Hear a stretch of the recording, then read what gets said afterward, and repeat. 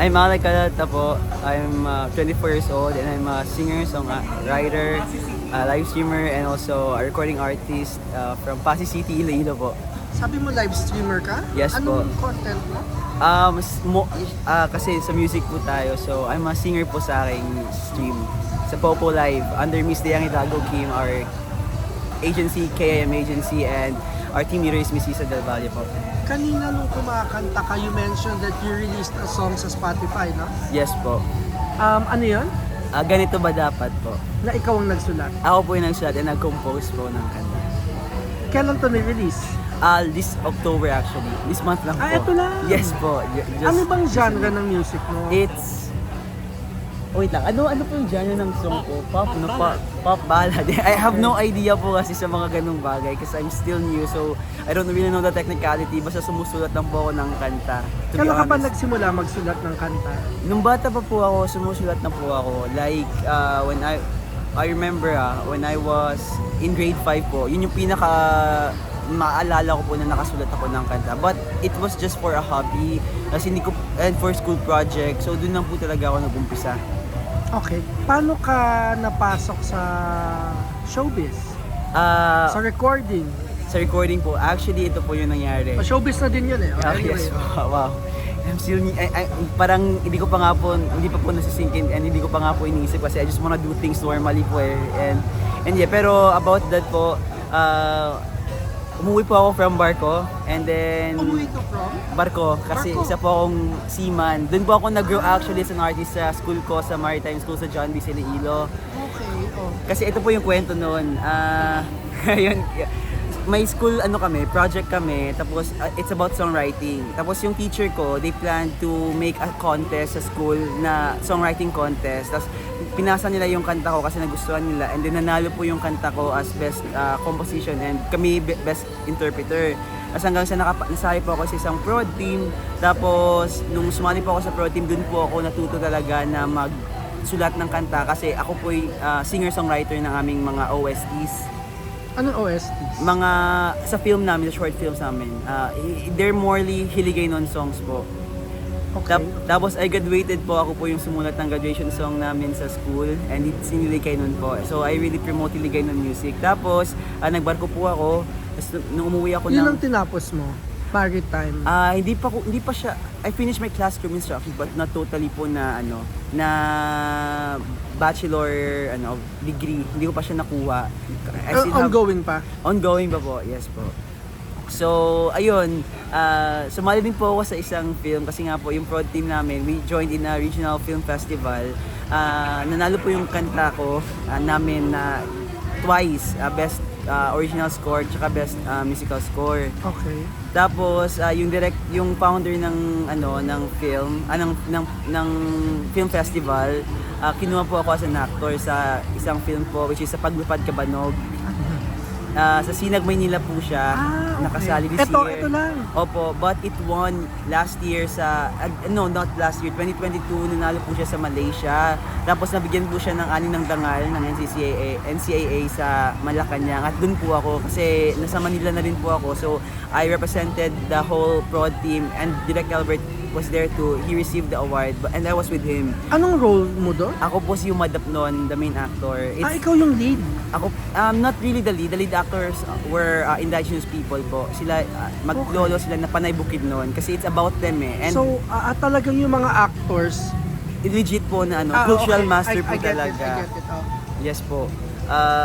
So ayun, sila yung main actor. Ako po yung main actor naman sa kwento nila, sa epic na it's their true epic and one of the longest epic. So ako po si Yumadap noon doon, and isa siya sa main actors ng epic. Buti marunong ka umarte.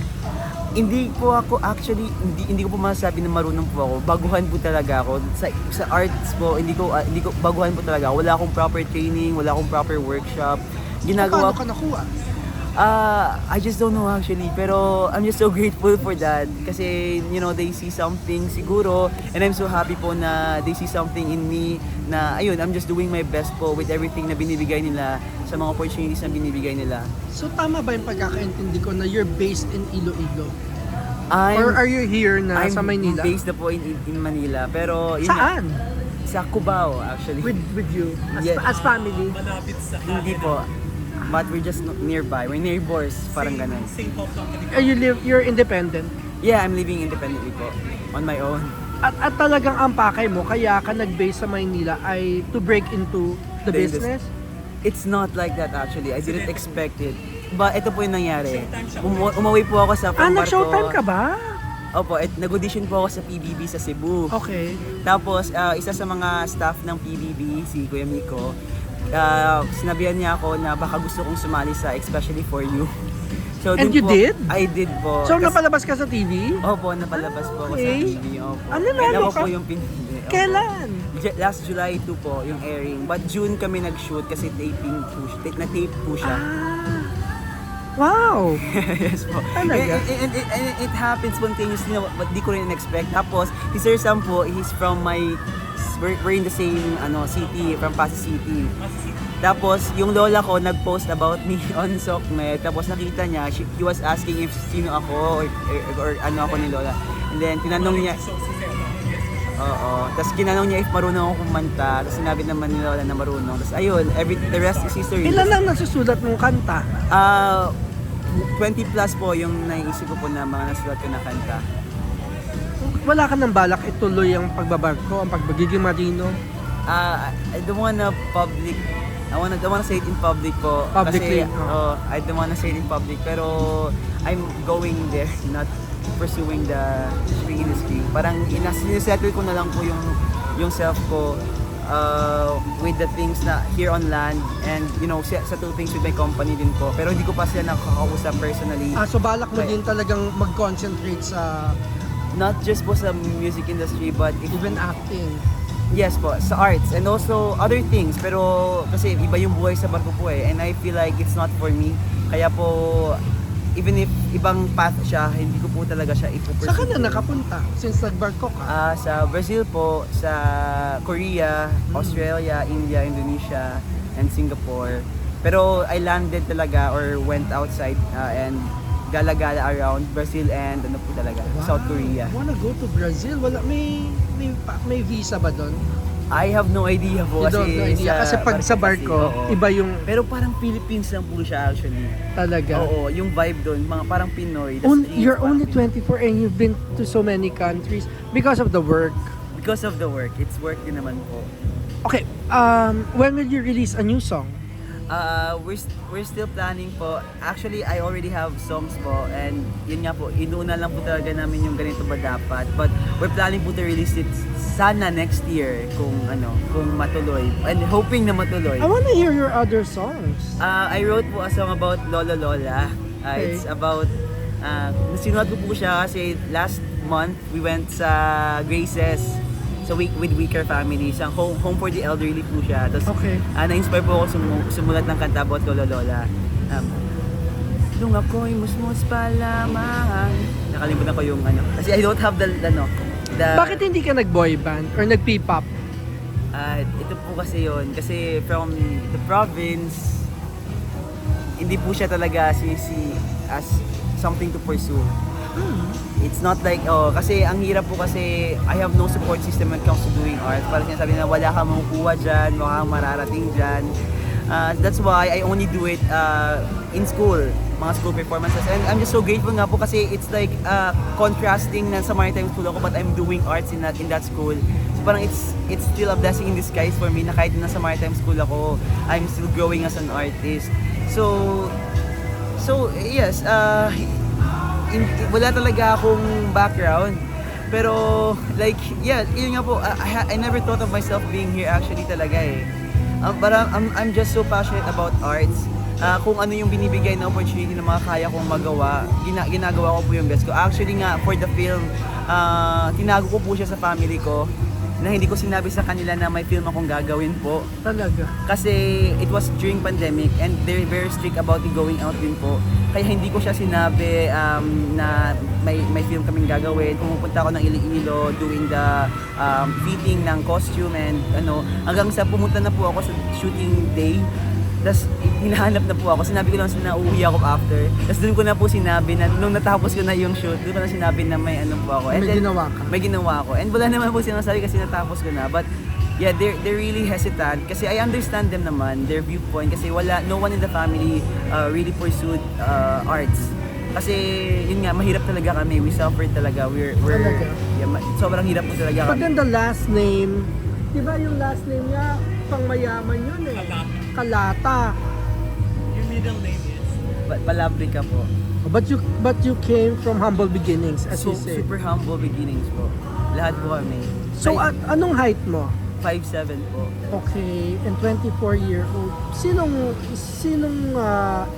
kukontakin pag may magbubook sa'yo? Sir Sam Saba po. Say his name and his number. Sir Sam Saba po. Your number po. What's your number? 0975 75 114 114 86 552. Okay lang po ba sa commercial? Mention ka na natin or no? Okay. Po, sige. May cancer.